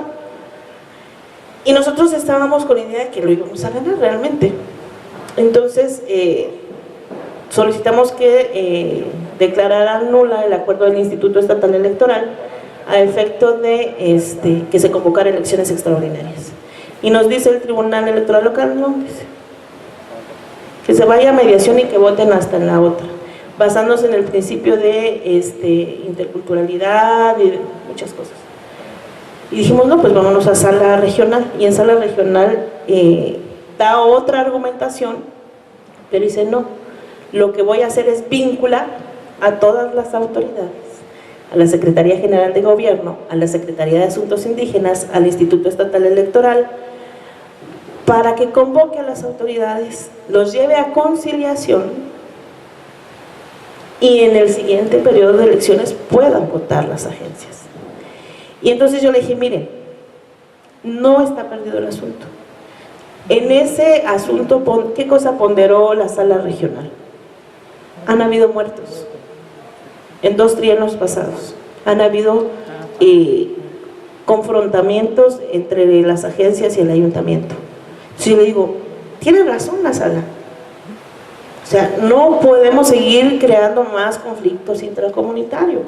Entonces, yo estoy de acuerdo a que los manden a llamar, que es real, pero lo novedoso de esta sentencia es que le dice, y me tienes que informar tu autoridad de manera periódica qué estás haciendo para que se garantice la universalidad del sufragio de las agencias de este municipio. Le digo, ahí está. O sea, no lo vean como que no obtuvimos, no. Yo creo que sí hizo un buen análisis los magistrados de ponderar esta situación del conflicto intracomunitario. ¿Para qué queremos más muertitos? Mejor no.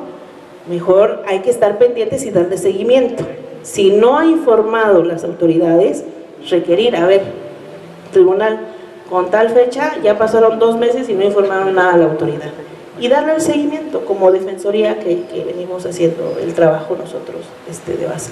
Entonces es un trabajo muy arduo, un compromiso de todas las instituciones, de la autoridad municipal, de las autoridades estatales y de las autoridades federales, para poder generar esta coordinación y poder ir a las comunidades y platicar, ¿no?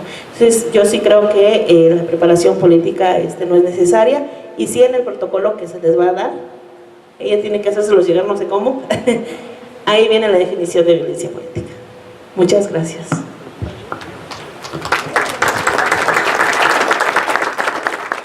Bien, vamos a tener otra ronda. Por aquí ya tenemos la primera participación. Pedro nomás me hacía señas, acá tenemos otra, entonces, y nos esperamos también para otra, claro que sí. Entonces, aquí adelante de Pedro, por favor, senta, y también de aquel lado. Y Pedro también se apuntó, ¿verdad? Muy bien. Adelante, adelante, por favor. Chasesicmo, Hialia Chica Elizabeth Vidales Valencia, Cajendesh Turicuaranam. Con su permiso, mi nombre es Elizabeth Vidales Valencia, pertenezco a una comunidad indígena, se llama Turicuaro. Mi comentario más que nada es en agradecimiento a esta información. Es muy extenso, ya que estamos hablando de dos puntos de vista. El sistema constitucional, la elección de partidos políticos y el sistema interno. Veo aquí en Michoacán hay gran avance, lo digo como perteneciente a una comunidad indígena, con mi punto de vista, mi cosmovisión como mujer y lo que me corresponde en participación dentro de la comunidad. Por otro lado, en cuanto a elecciones constitucionales, cuando se trata, también ha habido avance, ya que ha habido compañeras pertenecientes de comunidades indígenas donde ya han participado. Entonces, mi pregunta ahorita es hacia usted. Mencionó que va a apoyar a la comunidad de Pichátaro. ¿En qué sentido o ellos, en qué sentido estarían, en qué sentido apoyarían ustedes a esta comunidad? Ya que lo que ellos piden es referente a los egresos. Es todo. Bien, pasamos a Pedro y tenemos... Adelante, por favor. Buenas tardes, licenciada. Felicitarla primero que nada por habernos visitado aquí en Uruapan. También hay indígenas en Uruapan, en Michoacán. Comentarle que en Uruapan y en la zona indígena, sobre todo Purépecha, sí hay participación ciudadana por parte de las mujeres. Son las mujeres las que han dinamizado el sistema democrático, la participación directa, la democracia directa que se vive en las elecciones comunales. Hay una tenencia en particular, de acuerdo al estado que guarda nuestra región. Aquí mi amigo Toño de Capacuaro son la excepción de forma, porque es donde como explorador de las zonas indígenas me he llevado a conocer, todavía pues muy herméticos. Sin embargo, las señoras, las mujeres purépecha de Capacuaro, son quienes dinamizan la política en la tenencia, en el municipio, a través de la política pública, de organizar a las mujeres en los programas. Se ha avanzado pues y se han generado liderazgos muy importantes.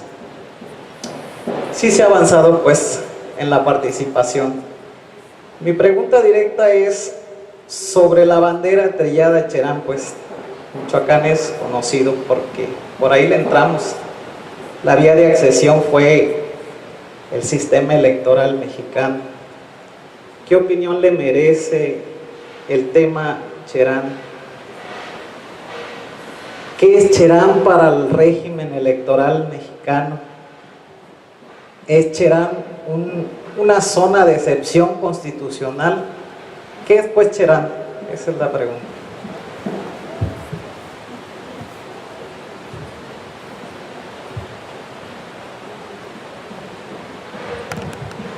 Chusco Tataca Naná Juramutis Hiaringasun, René Bernabé Santiago, Calzón Sinanapu, jefe de tenencia de la comunidad.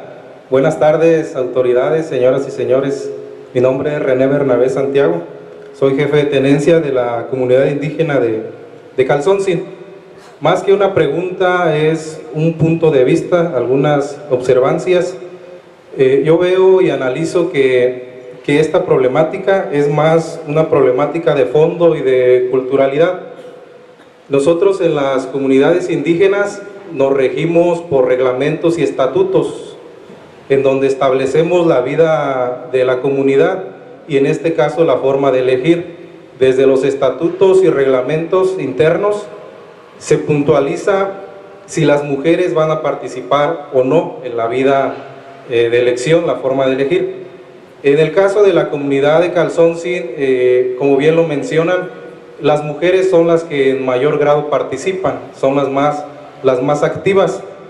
Cabe aquí hacer el señalamiento de que para que esto pueda funcionar, primero las instituciones, en este caso ustedes, deben dar el reconocimiento, deben dar la pauta a las comunidades indígenas, proveyendo un distrito purépecha que se ha pedido desde hace ya muchos años. Si ustedes nos dan el reconocimiento, si ustedes avalan que las comunidades tengan este distrito purépecha, porque no tenemos un representante de origen indígena dentro de estas instituciones que sea bilingüe, que hable español y que hable purépecha o que hable las otras lenguas. Desde ahí yo creo que partiríamos, desarrollaríamos este proyecto y viéndolo desde este punto en nuestras comunidades, la cultura es así en nuestras comunidades, que se ha relegado un poco o un mucho a las mujeres, pero también, como usted bien lo mencionaba, tiene mucho que ver el proceso, los cargos que llevan o que tienen. En nuestra comunidad la religión impone mucho. La religión es una forma de vida y dentro de la religión una mujer no puede ser carguero mayor. Aquí nuestros paisanos, nuestros hermanos de otras comunidades saben a lo que me refiero.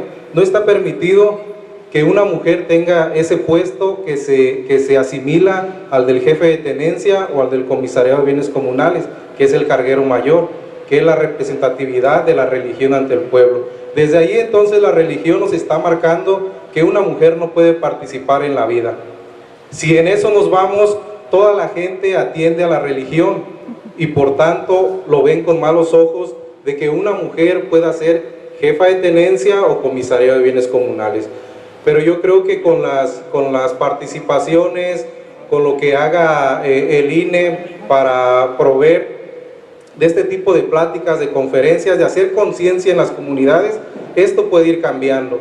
Pero sí, en ese sentido, ver que ustedes también nos den la representatividad que merecemos como comunidades de este municipio, que se integre un municipio netamente, un distrito netamente purépecha y que tengamos nosotros un representante de origen indígena y que hable nuestra lengua materna. Gracias. Muchas gracias, Julita. Y para ya hacer una excepción e ir cerrando también este espacio, vamos a hacer... Con la mujer que va a llegar, sus ideas no son las ideas de las mujeres, son las ideas de un sistema patriarcal. Entonces tenemos que ir al fondo y tenemos que ir a poder localizar las causas que generan la inestabilidad de que en Michoacán tengamos muy pocas presidentas municipales, que tengamos muy pocos cargos políticos. Es histórico en el Congreso del Estado, somos 40 diputados y diputadas, actualmente 17 diputadas, y aún así no pasan las iniciativas relacionadas con las mujeres. Prácticamente la semana pasada se presentó la iniciativa para exhortar al gobernador en relación a que hubiera paridad, que digamos es lo más sencillo, 50 y 50, paridad en los espacios administrativos. Actualmente trabajan 75% hombres y 35% mujeres. Y la iniciativa del exhorto no pasó. Entonces el asunto aquí y el problema principal es un sistema cultural. Tenemos un modelo educativo donde sigue relegando la labor y el trabajo de las mujeres. Tenemos un sistema cultural que sigue minimizando el esfuerzo de las mujeres, porque no se trata tampoco de decir si tiene capacidad o no. Ese tema es central en las comisiones al interior del Congreso. Hemos estado discutiendo por horas el si la mujer tiene capacidad o no. Creo que lo ha demostrado a ciencia cierta la capacidad que tiene para poderse instalar incluso en contra de un sistema, para poderse posicionar en contra de todas las adversidades que le ha presentado la sociedad. Creo que aquí el asunto está en que debemos ir descubriendo cuáles entonces son las causas que se representan en nuestro sistema cultural. El asunto de una lucha feminista, el asunto de posicionar el pensamiento de la mujer, nos habla entonces de que tenemos todavía grandes retos. Para mí el asunto de la paridad, el asunto de solo 50 y 50, me parece algo más de lo más sencillo. El asunto de que esas 50 mujeres piensen por el resto de las mujeres, ese es un reto. Y esa es una complicación que tenemos que estar trabajando en todos los niveles y en todos los espacios. El asunto de poder duplicar esta información, triplicar las veces que sea necesario, porque aquí tendrían que estar todas las comunidades, aquí tendrían que estar todos los compañeros que en base al tema representan entonces esa capacidad de irnos orientando. El asunto de la formación política es un asunto que está ausente. El Estado se desatendió de la formación de los ciudadanos. El Estado se desatendió de esa formación política estructural y por supuesto que representa como consecuencia el asunto de la violencia. Las mujeres somos más pobres, las mujeres nos enfermamos más, las mujeres vivimos menos, las mujeres estamos en condiciones de trabajo y laboral totalmente distintos y eso es algo de lo que no hablamos. Las mujeres hace muy poco votamos. Estamos hablando de que muchas de nuestras abuelas no podían votar. No eran considerados con esa capacidad de tomar esa decisión. Entonces no estamos tan lejos pues de esas realidades que se vivieron. Yo creo que el entendido y la aportación que podemos dar quienes estamos ya al frente es precisamente hablar y aprovechar todos los espacios, todas las tribunas, todos los lugares donde sea posible para poder instalar. Yo cuando escucho a un hombre decir que todos tenemos las mismas oportunidades, de verdad todavía me salta mucho. No es lo mismo una mujer que está en una comunidad, que sus condiciones económicas, que sus situaciones culturales, sociales, políticas, no son las mismas que una persona que está en Morelia. No son las mismas condiciones de las que tienen la gente que está alrededor de un sistema educativo más amplio. Por eso creo que el asunto de la formación política de las mujeres y de los hombres sí tiene que ser pensando en la construcción de una nueva sociedad. Gracias.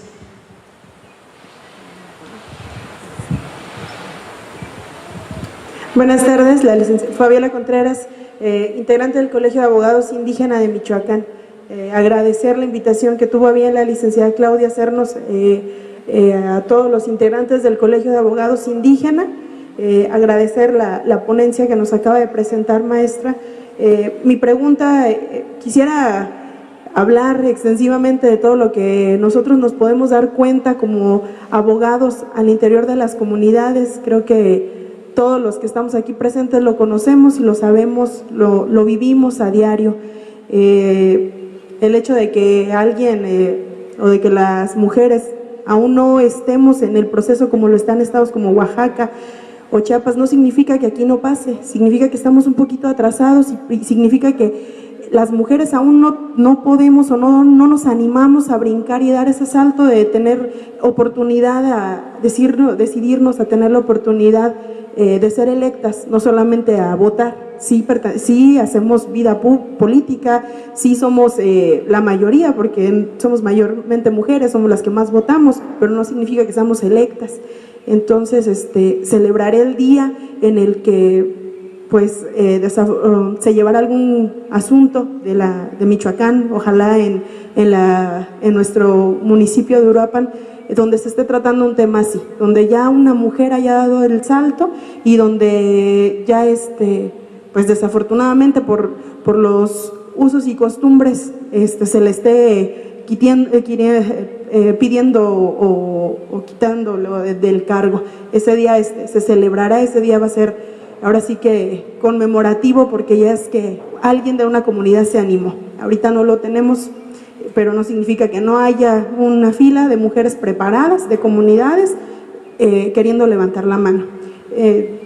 Al respecto, mi pregunta es, hace un momento un compañero mencionaba, en las tenencias hay dos elecciones, para jefes de tenencia que sí son directamente ante los ayuntamientos, y los representantes de bienes comunales. En las segundas, representantes de bienes comunales es En general, no se permite que las mujeres estén ni siquiera presentes, mucho menos sean electas. Ante esta situación, la Defensoría Pública Electoral tiene injerencia, se puede presentar un asunto ante la Defensoría Pública Electoral en virtud a las elecciones de representantes de bienes comunales, que bien trata de materia y de temas agrarios, pero que al final de cuentas es un cargo de elección ante la comunidad. Gracias. Muchas gracias y vamos a pedirle a Julieta que pase nuevamente para acá para que la maestra nos dé este bloque de respuestas. Gracias, maestra. Maestra, precisamente ahí estoy pidiendo un documento para que los representantes de bienes comunales permitan a la mujer tomar cargos. Por parte de ustedes, ¿tienen o no tienen la... Ok, muchas gracias. Bueno, me voy por partes, porque hay que contestar eso. Elizabeth Vidales me hizo la pregunta de qué manera vamos a apoyar la Defensoría Pichátaro. No estamos llevando a Pichátaro, lo que dije fue que tenemos varios asuntos que nos están llegando como Pichátaro que quieren manejar su recurso, que no llegue al municipio directamente, al ayuntamiento, sino que les llegue a la agencia. En Oaxaca tenemos cuando menos unos 5 municipios que están pidiendo que sus recursos de manera directa del ramo 28 y del ramo 33, porque hazte cuenta que les dan nada más 5,000 pesos mensuales para la comunidad. Entonces no hay nada de obras, no hay nada del ramo 28, nada del ramo 33, entonces ellos lo que quieren decir, de manera proporcional a la cantidad de población que somos, que nos llegue para que veamos qué vamos a hacer nosotros, porque bueno, el municipio nos tiene desatendidos completamente, es en ese sentido, pero no, Pichátaro no lo estamos llevando nosotros, sí. 2. ¿Qué es Cherán? ¿Quién me preguntó qué es Cherán? Ah, ya, Pedro. Hola, Pedro. Si es una zona de excepción constitucional, ¿no? Fíjate que Cherán creo que es inspiración para muchos pueblos y comunidades indígenas, que no se les enseñó otra cosa que su ayuntamiento tenía que ser electo por partidos. No tengo el contexto cómo esté bien ahorita la comunidad, no lo sé, pero sí sé más o menos lo que pasó. Y así como Cherán, a quien sí estamos llevando es Ayutla de los Libres. Se hizo la consulta a la comunidad para ver cómo quiere elegir a su ayuntamiento. Y entonces se dijo que se ganó la consulta y es primer año que van a elegir, en 2018, están preparando su elección por sistemas normativos. Entonces Cherán, desde afuera, para muchos es inspiración. Decir, si Cherán pudo, ¿por qué nosotros no? ¿Por qué tenemos que seguir sometidos al sistema normativo interno nosotros como comunidades indígenas? Si nuestra forma de elegir y de representación es ancestral, es histórica, es desde ese punto de vista. Si es una zona de excepción constitucional, no digo, a Ayutla de los Libres también ya se les aprobó su elección, llegó hasta Sala Superior también. Otro municipio, Orchuc, está pidiendo que se rija por sistemas normativos internos. Ya hicieron la petición al Instituto Estatal Electoral Local en Chiapas, les dijeron que no. Espero que hayan impugnado esa respuesta y se hayan ido al Tribunal Electoral Local. No llevamos ese asunto nosotros, digamos porque es la contraparte de María Gloria, pero ojalá y lo logren, ojalá y ganen esa situación. El gobierno está cerrado, la mayoría de los gobiernos están cerrados a que las comunidades puedan autodeterminarse y autogobernarse. Yo les ponía un ejemplo de los Kikapús. Ellos son binacionales, son estadounidenses y son mexicanos. En la parte que les dieron de Texas, donde está el casino, en Texas está prohibido los casinos, pero en la tierra que les dieron a los Kikapús, ahí ellos viven de eso. Ellos tienen un casino que se llama Eagle Pass. Y ellos ahí se autogobiernan, o sea, ahí no se mete nadie con ellos, realmente tienen un autogobierno, realmente se autodeterminan, realmente se autogobiernan y nadie se mete con ellos. ¿Cómo tienen su identificación oficial, su ID? su ID,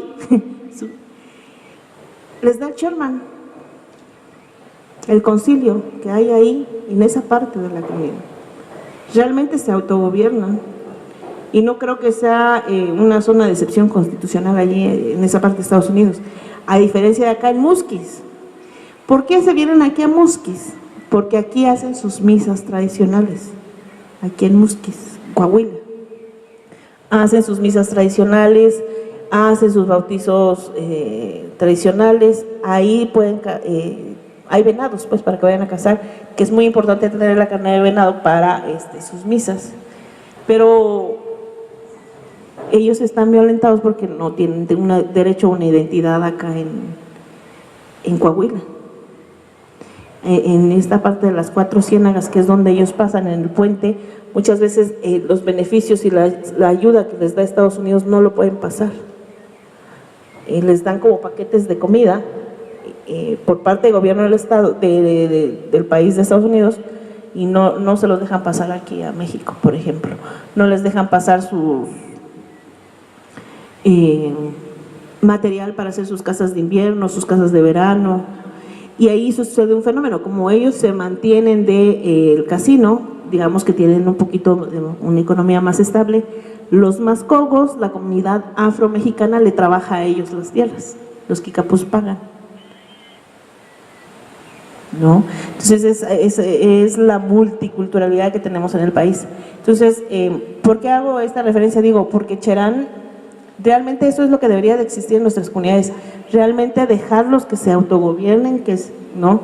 Y que no tenga tanta injerencia externa, ¿no? Pero yo creo que Cherán es inspiración para muchos municipios, ¿sí? René Bernabé, ahí está. Bueno, él fue más que una participación y él daba su punto de vista de lo que él percibe, su cosmovisión, cómo fue que él se ha crecido, se ha formado y toda esta cuestión. Y decía que hay cargos que las mujeres no pueden ocupar aún en su comunidad, que es Calzonsi. Entonces, él exponía, y precisamente es ahí donde digo yo que debe haber políticas públicas y donde debe haber coordinación de las instituciones, tanto locales como estatales, como federales, a efecto de empezar a cambiar precisamente esa cosmovisión, ¿no? Es igual en Oaxaca. En Oaxaca dicen, es que esto no lo pueden hacer las mujeres, pero para nada. Sin embargo, ha habido una evolución. ¿Por qué? Porque el Instituto Electoral Local, porque los municipios, porque se han coordinado y han llegado y les han empezado a hacer una plática, ¿no? De decirles, bueno, es que las mujeres deben, o sea, su derecho de autogobierno y de autodeterminación tiene un límite, no puede ir en contra de derechos humanos, y votar y ser votado es un derecho humano. Esa es la limitante. Entonces, esa parte es la que tenemos que replicar y concientizar a los hombres de las comunidades indígenas que se oponen a que las mujeres voten. Sí, tienes tu derecho de autodeterminarte, de autogobernarte, pero no puedes ir más allá de un derecho humano. Y votar y ser votado internacionalmente está reconocido que es un derecho humano. Entonces, debe de haber mujeres que puedan llegar a ser jefes de tenencia y que puedan llegar a ser, lo que decía ella, de comisariado, bienes ejidales. En otro lado se llama comisariado ejidal. Ok, Brenda, muchas gracias por la aportación, por lo que dijo. Concuerdo totalmente con todo lo que dijo. Realmente las oportunidades de vida son distintas en una comunidad que estando en la ciudad, definitivamente. Y creo que coincido en que debe ser una labor y debe de ir progresando. Si bien es cierto, quizás ya en algunos lugarcitos, como bien dicen, las mujeres pueden votar, pero no pueden ser votadas, tiene que ir evolucionando y tiene que ir progresando. y las mujeres tienen que poder levantar la voz y decir, yo quiero ser. Fabiola Contreras, efectivamente creo que las mujeres no se han empoderado, porque bien puede ser que muchas quieran ser, ¿no? Es decir, bueno, yo sí quiero llegar a ser jefes de tenencia, representante de bienes comunales, y sí llevamos asuntos. Les voy a contar un asunto de Río Dulce, se llama la agencia municipal, y el municipio se llama Cimatlán de Álvarez.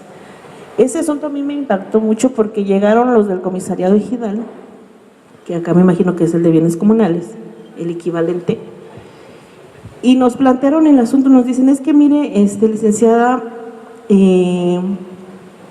no nos dejan ir a ver, no podemos entrar al panteón, no podemos ir a ver nuestros muertitos, para que podamos entrar al panteón nos cobran 5,000 pesos. Y le digo, a ver, ¿cómo? Y a ver, platíqueme la historia, ¿no? Y yo, para ver qué podemos. Sí, es que nos dijeron que aquí nos pueden ayudar, aquí en la defensoría, y que nos... Le digo, a ver, mire, nosotros somos del comisariado ejidal y queremos poder votar para los jefes de tenencia que allá son agentes municipales, pero no nos dejan. Nos expulsaron como ciudadanos de la Asamblea General Comunitaria. Le digo, a ver, parejéamela más despacio. Le digo, a ver, vamos desde el inicio, ¿no? Sí, dice, nos expulsaron y nosotros no podemos votar. Y como no podemos votar, nunca queda alguien para que quede en beneficio como agente municipal y nos beneficia a nosotros también como parte de. Entonces, dijimos no. Iniciamos un juicio electoral, precisamente por eso, porque los requisitos para ser ciudadano mexicano es tener 18 años. Entonces, nadie puede quitarte tu ciudadanía y ni quitarte tu derecho político electoral de la universalidad del sufragio. Entonces, iniciamos ese asunto, pero ellos llegaban, lo que los motivaba a ellos era poder ir al panteón y ver y visitar sus muertitos el Día de Muertos. Poder acceder a votar para que quede una gente que les quite ya esa limitante y ellos puedan, porque pues ellos no tienen dónde agarro 5,000 pesos para ir a ver al panteón a mi muertito. Entonces, hay un deseo atrás para, ¿por qué quiero votar? ¿Cuál es mi objetivo? ¿No? En este caso, lo que me preguntabas es que si la Defensoría puede ver esos asuntos, sí. Si una mujer llega a la asamblea para la elección de representantes de bienes comunales y quiere ejercer su derecho político electoral de votar y ser votada, podemos llevar el asunto si no le dejan. Necesitamos pruebas. ¿Okay? Y ya lo platicamos en corto. Muchas gracias. Muchas gracias, maestra, y vamos a pedirle. Muchas gracias también por este espacio que nos permiten de preguntas y respuestas, y regresamos el uso de la voz a Claudia. Muchas gracias. Bien, pues les agradezco sus participaciones, cada una de sus intervenciones sin duda nos continúan aportando para seguir conociendo este interesante mundo y sobre todo cómo podemos armonizar, de alguna manera llegar a coexistir, lo preguntaba Erika, a coexistir entre el sistema de partidos y los sistemas normativos. Esa es la búsqueda de este trabajo en el que creemos que es posible que sigan siendo las elecciones de jefes de tenencia, de sus representantes de bienes comunales en sus propias comunidades a través de sus sistemas normativos internos, pero que bien para las elecciones federales y locales pues nos permitan instalar casillas, que el Sistema Nacional de Elecciones siga vigente en esas comunidades y que no siga creciendo ese movimiento separatista que desde mi punto de vista pues poco abona para la República. Pues muchísimas gracias y antes de concluir le rogamos al licenciado David nos haga favor de entregarle el reconocimiento por su participación, por la generosidad de su tiempo y de su arribo desde el día de ayer a la ciudad de Morelia y luego a Uruapan. Muchas gracias, maestra, y por favor, licenciado, muchísimas gracias. Antes sí. Discúlpeme, licenciado, perdón. Sí. Su intervención final, discúlpeme. Muchísimas gracias. Bueno, además de agradecer a la maestra Marina Marta López Santiago sus valiosas aportaciones en esta conferencia brillante, pido a todos que nos coloquemos de pie y leo yo este documento que dice: el Instituto Nacional Electoral otorga el presente reconocimiento a la maestra Marina Marta López Santiago, titular de la Defensoría Pública Electoral de los Pueblos y Comunidades Indígenas, por su participación en la conferencia Protocolo para atender la violencia política contra las mujeres ante los sistemas normativos internos, Uruapan, Michoacán, 27 de marzo de 2007. Suscribe la contadora pública Claudia Marcela Carreño Mendoza, vocal ejecutiva distrital del Distrito 09 con cabecera aquí en Uruapan, y un servidor, David Alejandro Delgado Arroyo, vocal ejecutivo local. Muchas gracias y muchas felicidades.